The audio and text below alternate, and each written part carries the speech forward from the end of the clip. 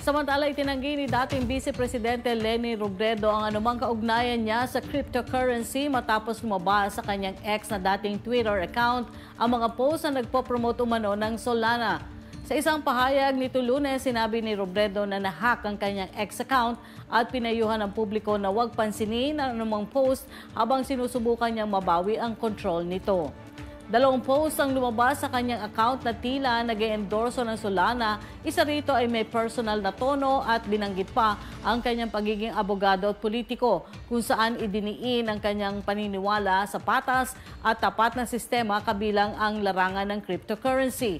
Ang isa pang post ay nangako ng isang fair launch ng walang scam o panloloko at sinabing muling ibabalik umano ang tiwala sa Solana.